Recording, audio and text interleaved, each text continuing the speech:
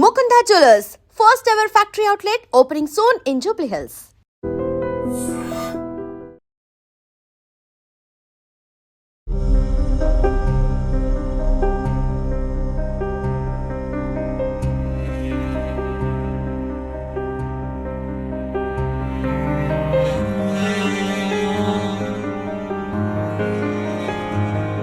విశాఖ జిల్లా ఎన్యడి విమాననగర్లో 37 సంవత్సరాల వ్యక్తి అనుమానాస్పద స్థితిలో మృతి చెందినటువంటి ఘటన తీవ్ర కలకలం రేపుతోంది.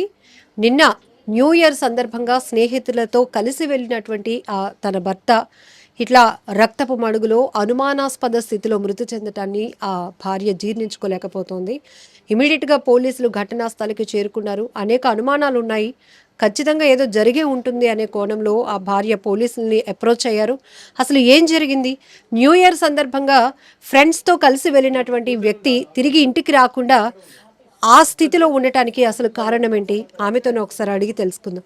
అమ్మా, ఏమైంది? నిన్న ఎన్ని గంటలకు వెళ్ళారు? మీకు ఎలా తెలిసింది? నమస్తే అండి. అంటే నేను 3 o'clockకి కాల్ చేశాను అతనికి, ఇంకా రాలేదు లంచ్కి అని చెప్పి. ఇంతలోకి మా అక్కేమో కాల్ లిఫ్ట్ చేశారు.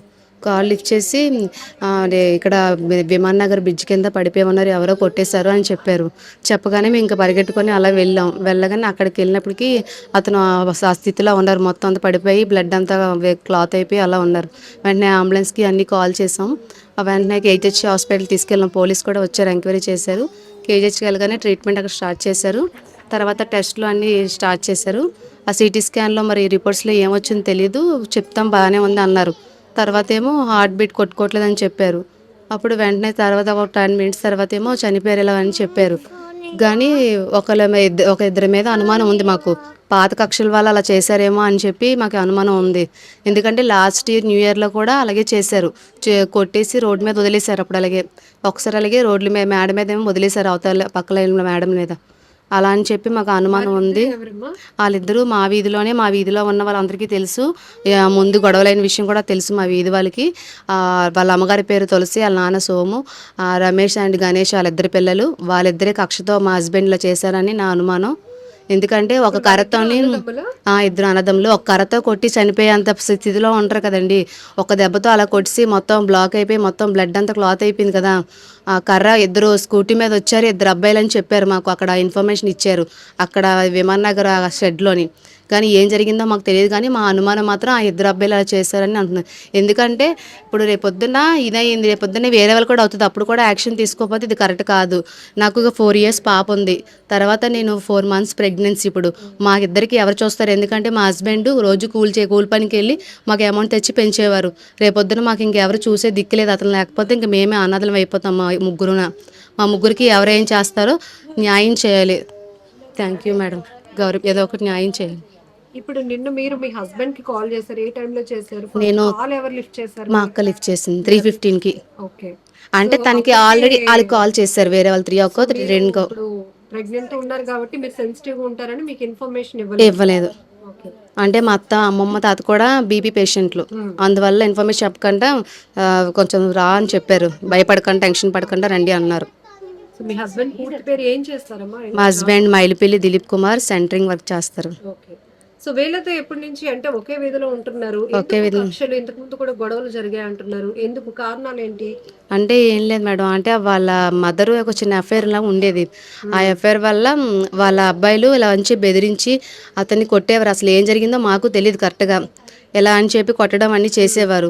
అప్పటికి ఒకవేళ ఏం కొట్టం కాకుండా ఇంటికి వచ్చి చెప్పి ఇలా అని పలాంది అవుతుందని చెప్తే మేమే సర్ది పెట్టుకుంటాం అబ్బాయిని. మా హస్బెండ్ దారిలో పెట్టుకుంటాం కదా. ఏమి కాకుండా అలా కొట్టి పడేసి ఎలా పడితే అలా చేస్తే అది కరెక్ట్ కాదు కదా. అంటే ఇది అనుమానమా లేకపోతే ఇంతకు ముందు ఏమైనా ప్రూవెన్ అయిందా ఏంటి? ఇంత ముందు వాళ్ళే కొట్టారు, ఇప్పుడు కూడా వాళ్ళే కొట్టారని అనుమానం. అదే నిజం అవుతుంది నాకు తెలిసి. ఎంక్వైరీ కరెక్ట్గా చేస్తే వాళ్ళ పేర్లే వస్తాయి. గతంలో ఈ కక్ష అనేది ఒక మనిషిని హత్య చేసినంత వరకు దారి తీసిందంటే బలమైన కారణం ఖచ్చితంగా ఉంటుంది. ఏదైనప్పటికీ కూడా అసలు మనిషిని అడ్డు తొలగించాలి, చంపాలి అనేది చాలా దారుణమైనటువంటి ఇది. అందులో పిల్లలతో ఉన్నారు, మీరు ప్రెగ్నెంట్, ఒకే వీధిలో ఉన్న వాళ్ళకి ఇప్పుడు దిలీప్ సంగతి మొత్తం పూర్తిగా తెలిసే ఉంటుంది. అయినా కూడా వాళ్ళు అలా ప్లాన్ చేశారంటే నిన్న కావాలని ఇదంతా ప్లాన్లో అయిందండి. 1 month నుంచి మేడం అక్కడ డి రవణ, ఈ బాలరాజ్ అనే ఇద్దరు ఫ్రెండ్షిప్ బాగా చేశారు. అంటే కొంచెం క్లోజ్గా మూవ్ అయ్యారు ఈ 1 మంత్ కలిసి వెళ్ళడం, ఈవినింగ్ కలవడం, మార్నింగ్ అలా రీచ్ అవ్వడం అయ్యారు. ఈ నిన్న 1/1/26కి మధ్యాహ్నం 12:30 నుంచి మా ఇంట్లో నుంచి తను లేరు, బయటికి వెళ్ళారు. వచ్చేస్తారని అనుకున్నాం. వాళ్ళతోనే వెళ్తున్నామంటే వాళ్ళ ముగ్గురే అక్కడ ఉన్నారు స్పాట్లో మేడం.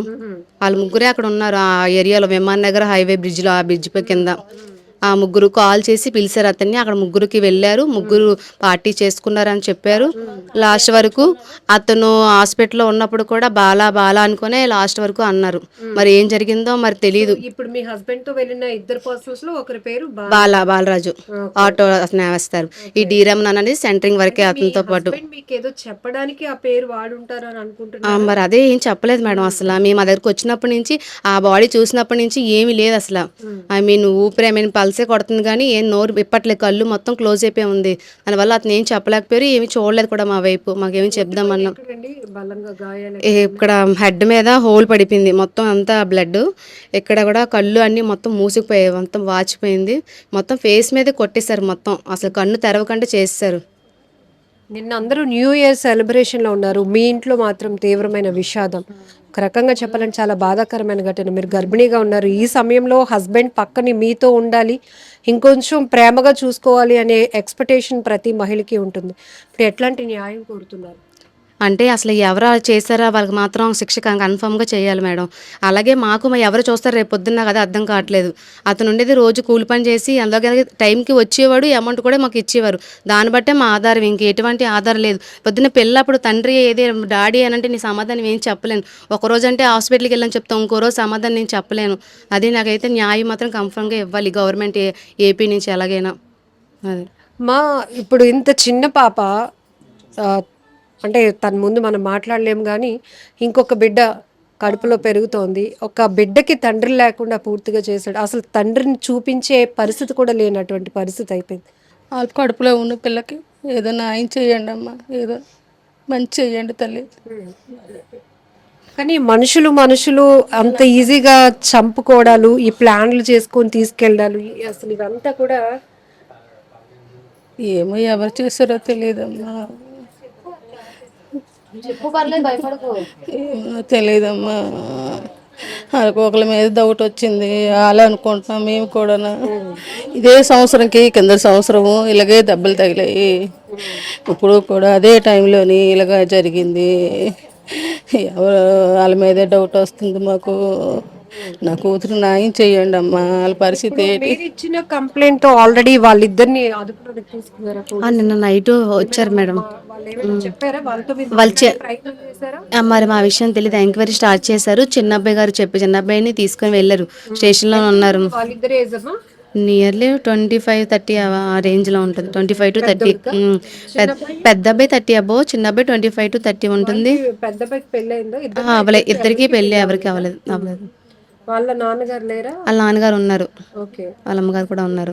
కానీ ఆ చిన్న అబ్బాయిని తీసుకెళ్లారు, పెద్ద అబ్బాయి ఆ టైంలో మిస్ అయ్యారు, పోలీసులకి దొరకలేదు. ఓన్లీ చిన్న అబ్బాయి వ్యాన్ తీసుకుని వెళ్ళి ఎంక్వైరీ స్టార్ట్ చేశారు. అలాగే ఆ డీరమణ బాలరాజ్ కూడా స్టేషన్లో ఉన్నారు, ఎంక్వైరీ స్టార్ట్ చేశారు. అక్కడ షెడ్ దగ్గర ఉన్న 15 మెంబర్స్ కూడా అక్కడ ఎంక్వైరీ వాళ్ళు కూడా అక్కడ ఉన్నారు. అందులో ఒక అబ్బాయి సిద్ధార్థ అనే అబ్బాయి తల మీద కొట్టినట్టు ఈ ఎంక్వైరీలో తెలిసింది. కానీ ఆ షెడ్ లో ఉన్న అబ్బాయి అని చెప్పారు. మరి మాకు క్లారిటీగా ఇంకా ఇన్ఫర్మేషన్ ఇవ్వలేదు ఏంటనేది పోలీసు వాళ్ళు, అందుకోసమని. మొత్తం నిన్న ఈ పార్టీ కోసం పిలిచిన వాళ్ళలో వీళ్ళిద్దరిలోనే ఒకరు ఉన్నారు అనుకుంటున్నాను మీరు. మొత్తం ఎంతమంది వెళ్ళి ఉంటారు? డీరమణ, మా హస్బెండ్ దిలీప్ కుమార్, అలాగే బాలరాజ్ వెళ్ళారు, ఈ ముగ్గురు కలిసి. తర్వాత వాళ్ళు షెడ్ దగ్గర ఉన్న వాళ్ళు, అది మనకు రిమైనింగ్ మాకు తెలియదు, వెళ్ళడం మాత్రం వీళ్ళు ముగ్గురే వెళ్ళారు. రమణ బాలరాజ్ ఇద్దరు ఇన్ఫ్లుయెన్స్ కాదు, మామూలు కొలీగ్స్, ఫ్రెండ్స్, అలాగే ముగ్గురు కలిసి వెళ్ళారు పార్టీకి ఇలా అని చెప్పి. అదే. సో దీని అంతటికి ఇప్పుడు ఒక ప్రధానమైన కారణం గతంలో గొడవల వల్ల, ఆ గొడవలు వివాహేతర సంబంధం వల్ల జరిగింది అంటారా? అంతే మేడం. అది కూడా అది అంటే కరెక్ట్గా ఈ రోజే కరెక్ట్గా ప్లాన్ వేసి నిన్న అదే ఆఫ్టర్నూన్ 12:30 నుంచి ప్లాన్లో వేశారు. కరెక్ట్గా అదే స్పాట్కి వాళ్ళిద్దరూ మొత్తం ముగ్గురు కలిసే వెళ్ళారు. అతను ఉంచేసి వాళ్ళిద్దరూ సపరేట్ అయిపోయారు ఆ కొట్టడంతో. ఆ స్కూటీ వచ్చింది, 2 అబ్బాయిలు వచ్చారో, ఇది ఎవరు వచ్చారో మరి క్లారిటీగా తెలియదు. హస్బెండ్ ఎలా వెళ్ళారు? మా హస్బెండ్ వాళ్ళతోనే వెళ్ళారు, ఆ ఇద్దరు కొలీగ్స్తోనే వాళ్ళ ఫ్రెండ్స్తోనే వెళ్ళారు. బైక్ పై వెళ్ళున్నారు. మరి అలా అనేది తెలియదు మాకు. వెళ్ళడం మాత్రం ఇంట్లో నుంచి ముగ్గురు కలిసి వెళ్ళారు. అదే బయటకు వెళ్ళినప్పుడు ఇక్కడే మేడం నడిచి వెళ్ళిపోవచ్చు, బై వాక్ వెళ్ళిపోవచ్చు.